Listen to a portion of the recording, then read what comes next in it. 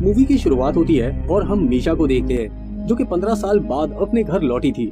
मीशा को लेने उसका नौकर आया था जो कि बचपन में उसकी देखभाल किया करता था। मीशा को रुक्मणी नाम की एक औरत भी वेलकम करती है। रुक्मणी मीशा के पिता की दूसरी औरत थी। इन दोनों की बातों से हम जान पाते हैं कि रुक्मणी मीशा के घर एक नौकरानी के तौर पर काम करती थी। तभी उसके पिता का चक्कर रुक्मणी के साथ शुरू हो गया, जिससे गुस्सा होकर मीशा और उसकी माँ घर छोड़कर चले जाते हैं। तभी रास्ते में उनका एक्सीडेंट हो जाता है जिसमें मीशा की माँ की मौत हो जाती है और उसी वक्त से मीशा व्हील चेयर पर है और इन सारी चीजों के लिए वो रुक्मणी को ही जिम्मेदार मानती है। मीशा अपने पिता को दाता कहकर पुकारती थी। वो रुक्मणी से पूछती है कि उसके दाता कहाँ हैं, जिस पर रुक्मणी जवाब देती है कि वो काम से बाहर गए हैं और 2-4 रोज के बाद ही लौटेंगे। लेकिन मीशा को रुक्मणी की बातों पर शक होता है क्योंकि उसके पिता ने उसे चिट्ठी लिखी थी और जब मीशा अपने घर वापस आई है तो उसके पिता उसे बिना मिले चले गए हैं। इसके बाद हम मीशा को उसके रूम में देखते हैं जहाँ वो अपने बचपन में बनाई गई हुई ड्राइंग्स को देखती है। तभी उसे अजीब सा हेलुसिनेशन होने लगता है जिससे वो बहुत घबरा जाती है। इसके बाद वो अपने डैड को कॉल लगाने की कोशिश करती है। तभी उसके डोर पर कोई लॉक करता है और जब वो गेट को खोलकर बाहर देखती है तब वहाँ पर कोई भी मौजूद नहीं था। इस बात पर मीशा ध्यान नहीं देती और वो गेट को लॉक करके वापस आ जाती है।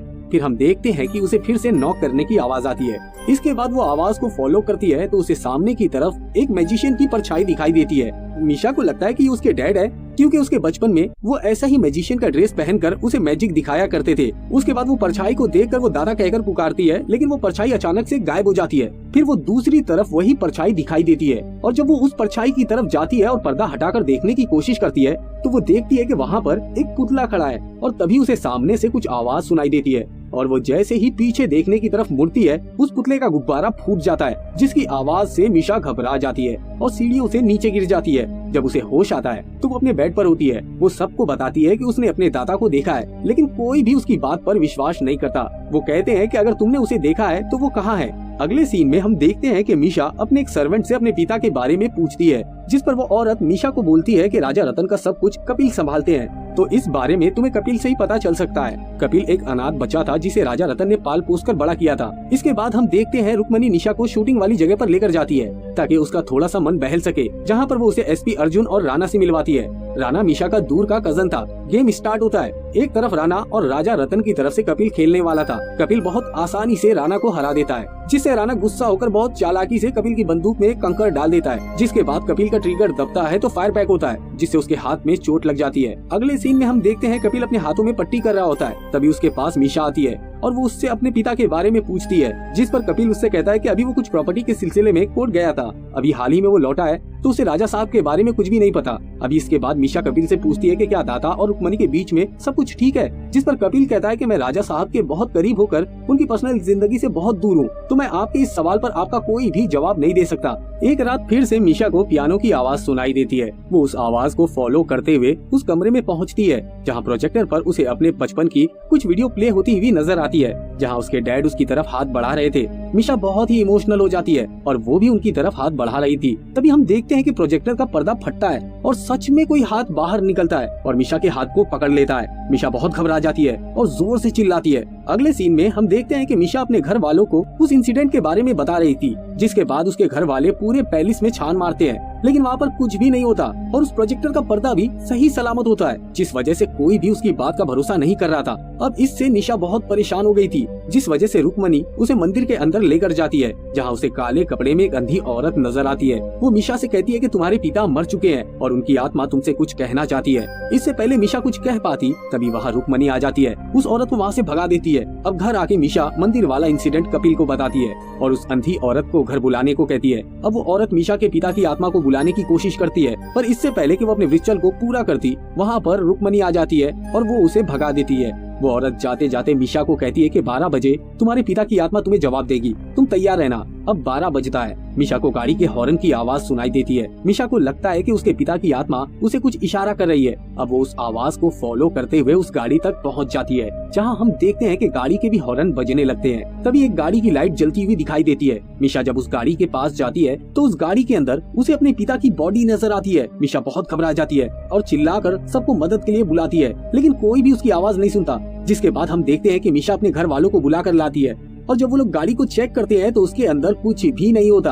अब हम अगले सीन में देखते हैं कि मीशा के पास रुक्मणी आती है और वो उसे फोन देती है और कहती है कि तुम्हारे दाता का कॉल आया है। और वो तुमसे बात करना चाहते हैं। मिशा फोन पर बात करने की कोशिश करती है, लेकिन हम देखते हैं नेटवर्क सही नहीं था, जिस वजह से उसके डैड की आवाज सही नहीं आ रही थी। इससे पहले निशा कुछ बोल पाती, कॉल कट जाता है। इसके बाद कपिल मिशा से कहता है कि अब तो परेशान होना बंद कर दो, तुम्हारे डैड से तुम्हारी बात हो चुकी है। जिस पर मिशा कहती है कि मुझे पहले लगा था फोन पर दाता है, लेकिन शायद वो नहीं थे, कोई उनकी आवाज में बात कर रहा था, जरूर ये रुक्मणी का कोई प्लान था। इस पर कपिल कहता है कि रुक्मणी ऐसा क्यों करेगी, और अगले सीन में हम उसे एक पार्टी में देखते हैं। यहाँ पर राणा और रुक्मणी को करीब देखकर मिशा कपिल से पूछती है, इन्हें देखकर तुम्हें नहीं लगता कि इन दोनों का कुछ चल रहा है? जिस पर कपिल कहता है कि रुक्मणी राणा को पसंद नहीं करती है, लेकिन हाँ, पूरे शहर में ये बात फैली है कि एसपी अर्जुन रुक्मणी को पसंद करता है और इसी वजह से उसने आज तक शादी नहीं किया। वो लोग रुक्मणी और राणा को अकेले में जाते हुए देखते हैं। इसके बाद कपिल और मिशा उनका पीछा करते हैं, जहाँ वो दोनों किसी डील के बारे में बात कर रहे थे। रुक्मणी राणा को ढेर सारा पैसा देती है। राणा वहाँ से चला जाता है और जाते जाते हुए वो कहता है कि जरा संभल के रहना,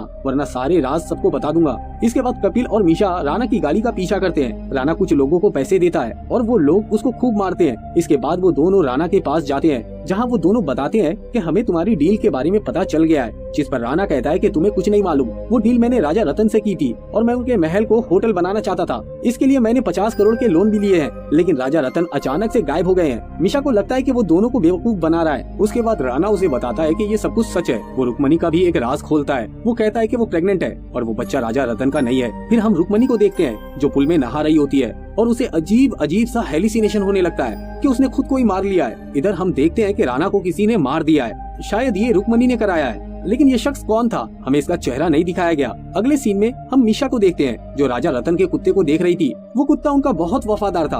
अब मिशा उनके कोट के एक बटन को लेकर कुत्ते के पास जाती है और उसकी बू को सूंघकर वो एक पुल के पास जाता है। मिशा अपने एक नौकर को कहती है कि आप उस पुल के अंदर जाकर चेक करिए। उसके बाद वो कपिल को फोन लगाती है और उसे ऐसा लग रहा था कि उसे अपने पिता की डेड बॉडी मिल चुकी है। इधर हम देखते हैं कि उस नौकर को पत्थर में एक जंजीर बंधी हुई मिलती है। वो जैसे ही उसे खोलता है एक लाश ऊपर आ जाती है, यानी कि किसी ने उसे उस जंजीर से बांधकर छुपाया था। उस लाश को देखकर मिशा बहुत घबरा जाती है क्योंकि वो किसी और की नहीं उसके डैड की लाश होती है। तभी हम देखते हैं कोई मिशा पर हमला करता है और जब उसकी आंख खुलती है तो अपने आप को एक गाड़ी के अंदर पाती है। सामने वाले ड्राइवर की सीट पर वो नौकर बैठा हुआ था जिसको किसी ने मार दिया था। उसके बाद उस गाड़ी को कोई धक्का देते हुए पानी में गिरा रहा था।